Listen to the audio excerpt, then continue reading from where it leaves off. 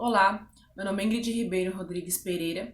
Eu sou graduada, licenciada e bacharel em Educação Física pela Universidade Católica Dom Bosco. Sou especialista em Educação Infantil pela Faccidro e sou pós-graduada em Mídias na Educação pela Universidade Federal do Mato Grosso do Sul. Eu venho apresentar para vocês o meu trabalho, que foi feito através de um relato de experiência e fala sobre a importância do aluno no seu processo de ensino-aprendizagem, que tem como tema aluno protagonista, o papel discente como agente de seu próprio aprendizado na educação física, na educação infantil. O meu eixo é o eixo 2 de práticas pedagógicas. Então, assim, a minha intenção é falar sobre a didática que vem sendo utilizada na educação infantil em relação às crianças.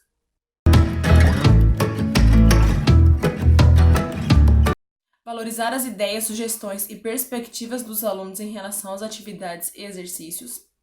Proporcionar situações em que os alunos sugiram variações e soluções para questões propostas pelas atividades em sala. E reposicionar o aluno em relação ao processo de ensino-aprendizagem, tornando-o protagonista de atividades, desafios e exercícios propostos.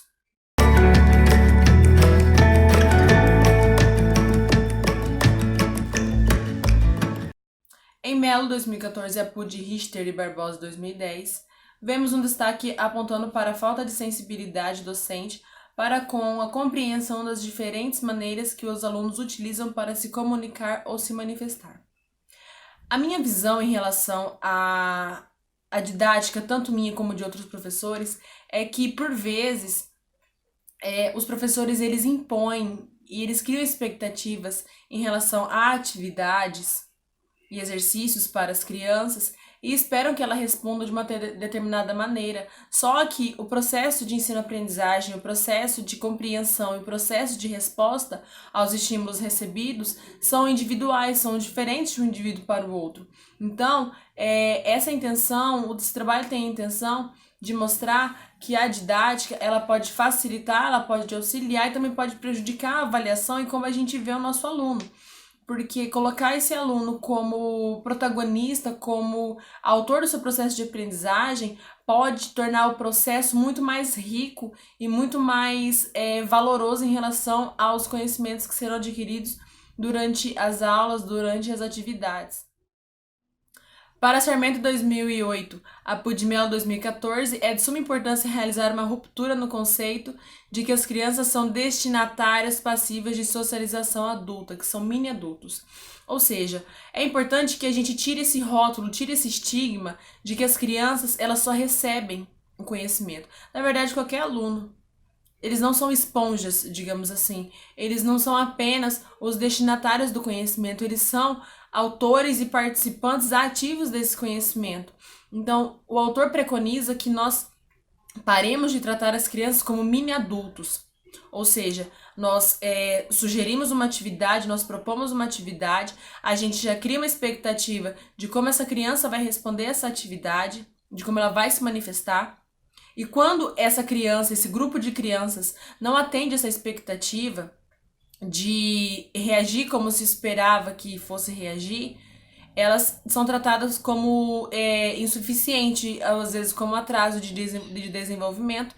E é uma questão de ter empatia, de ver a criança individualmente, de não tratá-la como um mini adulto. Porque, por exemplo, voltando para a minha situação, para a minha realidade que é a educação física, se eu peço que a criança, por exemplo, ande em linha reta, eu não posso esperar que ela, na primeira vez, já ande em linha reta, seguindo uma risca no chão, por exemplo. Por quê? Eu terei crianças que terão muita dificuldade para realizar, eu terei crianças que não terá nenhuma dificuldade para realizar, eu terei crianças que eu precisarei mostrar, eu terei crianças que eu precisarei pegar na mão e indicar e mostrar junto com ela como andar em linha reta, como andar em cima dessa linha reta. Então, o professor precisa entender que o processo de ensino-aprendizagem para cada aluno acontece de maneira diferente e não é menos válido ou mais válido de um aluno para o outro.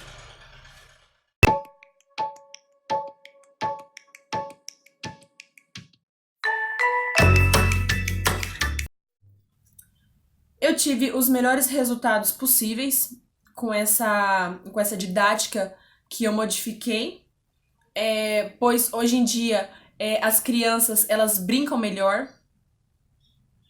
pois elas não se sentem impostas, forçadas, obrigadas a realizar uma atividade. As atividades, os exercícios, eles acontecem de maneira mais natural. Então, elas percebem uma brincadeira, e naquele momento de brincadeira é o momento em que eu insiro o meu exercício, que eu insiro a minha atividade. E a partir daquilo ali que eu vou conseguir chegar ao meu objetivo, a minha intenção com aquele plano de aula. Então, por exemplo, se eu tinha a intenção de chegar à lateralidade, de atingir as habilidades da lateralidade, eu estou chegando mais devagar. Só que de maneira mais ativa, de maneira mais eficiente, porque os meus alunos, eles estão brincando, chegando à lateralidade, tendo a aquisição da lateralidade. Porque no momento em que eu ofereço material, eles sugerem as atividades e eu sugiro a atividade proposta em cima, e essa troca, eu chego ao meu objetivo, que nesse exemplo é a lateralidade, e eu consigo uma socialização melhor, eles interagem melhor entre eles, porque tem essa troca entre eles mesmos, de repetição de movimento que alguém sugeriu, de conversa entre um e outro, deles mesmos chamarem uns aos outros, das crianças que são um pouco mais afastadas, que são um pouco mais tímidas, elas se prontificarem a vir fazer atividade, porque eu já passei por situações em que os alunos, quando a gente chama para fazer atividade, tem alunos que têm um tipo de bloqueio quando você chama para fazer atividade. E quando você oferece a brincadeira, e na brincadeira você insere a sua atividade, o seu exercício, ele faz a sua atividade, ele chega à sua atividade, só que sem perceber. Sem ter essa mudança brusca, por exemplo, da brincadeira para o exercício para a atividade. Então, eu consegui essa melhora na socialização, eu consegui a melhora na adesão dos alunos em relação à atividade, eu consegui a melhora na oralidade das crianças que estavam iniciando a sua fase oral, eu consegui a melhora nas habilidades que as crianças já tinham, no domínio da coordenação motora grossa, no domínio da coordenação motora fina, no domínio da psicomotricidade. A psicomotricidade melhorou bastante, porque eles pensavam no que eles estavam fazendo, porque era intencional deles. É importante enfatizar, para mim é muito importante enfatizar, que a aquisição do meu conhecimento, do meu conteúdo, aconteceu de maneira natural. O que se torna mais importante para o aluno, porque ele se mostrou, ele se colocou como autor do seu conhecimento. Então, o meu aluno adquiriu as habilidades da lateralidade brincando. Não de uma maneira, agora vamos parar para fazer atividade. Não. Então, eu consegui chegar a esses resultados de maneira natural. Então, eu tive mais proatividade, o tempo de aula foi otimizado. E quando eu digo que o tempo de aula foi otimizado, por quê? Eu consigo fazer mais atividades durante mais tempo. Porque normalmente em educação infantil, a gente consegue prender a atenção do nosso aluno ali durante 2, 3 minutos numa atividade, mas porque várias crianças vão fazer. Porque aquele primeiro que já fez, ele já acaba que dispersa. Agindo dessa maneira, fazendo esse tipo de aula, esse tipo de plano de aula, eu consigo reter a atenção por mais tempo. E eu otimizo esse tempo que eu tenho porque a todo momento eles estão executando. A todo momento, durante todo o momento, eu estou fazendo junto. Não, essa metodologia não invalida professores que utilizam separar os alunos. Essa vivência foi a melhor que eu adquiri até agora para a educação física. É importante que os outros professores avaliem se isso poderia dar certo e tentem executar? Com certeza. Mas não invalida outras metodologias. É apenas mais uma sugestão. Então, eu consigo otimizar meu tempo de aula porque eu continuo a brincadeira. E a brincadeira se modifica a partir do momento em que há uma nova sugestão. Então, nós estamos fazendo aqui uma situação, um outro sugere, nós vamos para outra situação, e assim vai indo. Então, a gente vai trocando de situação conforme o próprio cansaço deles, a própria dinâmica deles.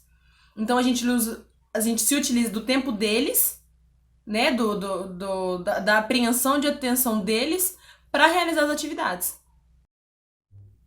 Como eu já falei anteriormente, eu não utilizei um material específico, eu não utilizei algum método específico. Eu apenas coloquei o meu aluno como participante ativo do seu processo de ensino-aprendizagem, do seu processo de atuação dentro do meu plano de aula, dentro da aula. Então, por isso cheguei às conclusões que eu apresentei para vocês. Eu espero que esse trabalho seja de grande ajuda, seja de grande valia e que cause reflexão. Como eu refleti sobre o material que eu li, eu espero que esse meu trabalho, essa minha iniciativa, cause reflexão nos outros docentes sobre como a nossa metodologia tem funcionado, se ela tem funcionado, se ela não tem funcionado, o que de diferente pode ser feito, como a visão em relação ao meu aluno pode ser mudada e o que disso que eu refleti pode enriquecer tanto o processo do meu aluno quanto o meu próprio processo, porque ser professor é uma troca diária de informação, uma troca diária de conhecimento. Então, quem sabe se nós abrirmos mais o nosso leque, a nossa visão, a gente consiga adquirir tanto conhecimento pra gente, como para quem está em volta da gente. Muito obrigada.